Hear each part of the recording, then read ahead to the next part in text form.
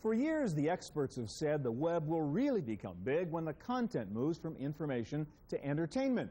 And up until now, probably the most popular form of entertainment on the web has been animation.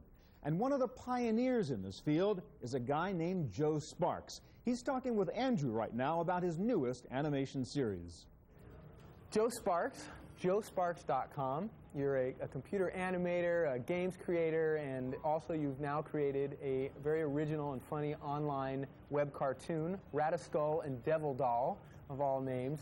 Tell me a little bit about how you got started and where did this idea come from?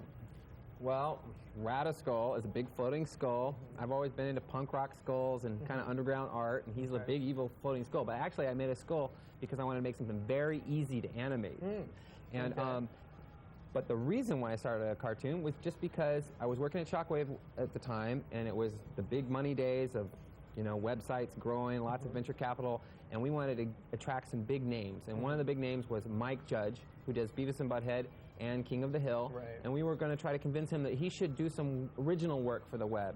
And they asked me to come along as kind of the techie to be along for the meeting. And I was so excited because this was my big hero.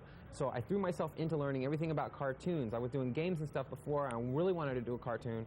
And fooling around for about a week, I came up with episode 1 of Radiskull and Devil Doll. And it just grew organically. It was just kind of ad hoc. And you put it up on the web?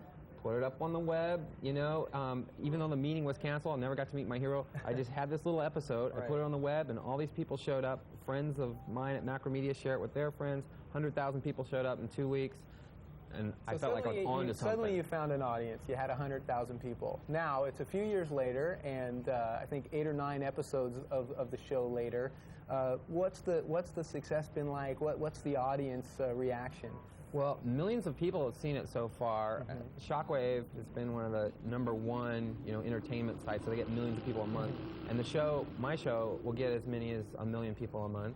And we started selling things to them. We sold advertising, of course, but that got, you know, since the economy kind of took a downturn, advertising is not as lucrative as it used to be.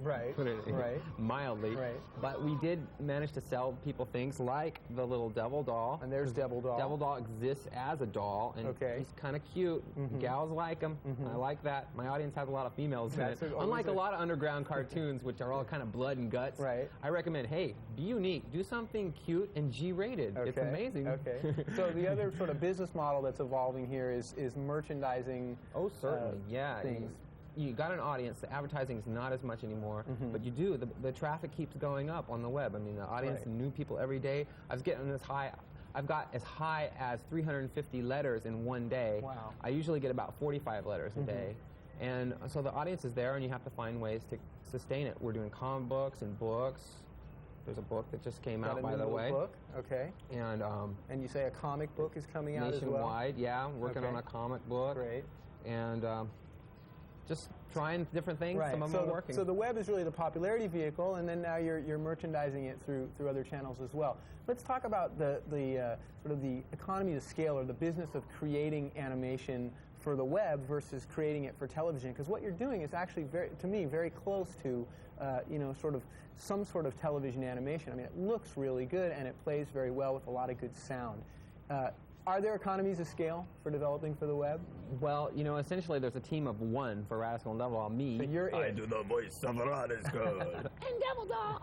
And all the male voices in the show. And I do all the artwork and animation and writing and music and so on. I've got my own little studio where I do all the music. So it's easier for me, and plus you don't have to work in sync with a big team. I just work in sync with myself, you know what I mean? And that gives me a lot of flexibility, and I'm lucky to be able to do that. But, you know, bigger shows, TV shows that are longer. So that's also, I mean, the shows are short. They're 3 minutes to 6 or 7, 8 minutes. I think the longest one's 9 minutes. And how long does it take you to produce a show? The first one 1 week. The last one I did, well, it took me 6 weeks. So you're getting a little more sophisticated as you go. You know, which is kind of a mistake, I think. I should go back to short and dirty, you know? So, Joe, what do you think the chances are this could go full circle, and someday somebody like your hero there who created Beavis and Butthead may actually see this and decide to bring it to television? Oh, I hope and pray. You know, I've met with some people. There's some interest in it. Maybe there's a good chance that might happen, and I would love to go on and you know, I love doing computer games, but computer games are hard. I worked on one game that took over 3 years to do. do an episode in a week. Right. That's wonderful. And you get this real-time feedback on the web. It's wonderful. I love doing that. Great. Well, very unique series, and the best of luck to you, and we hope to see more of Radiskull and Devil Doll on the web. Thanks, Joe. Thank you very much for having me.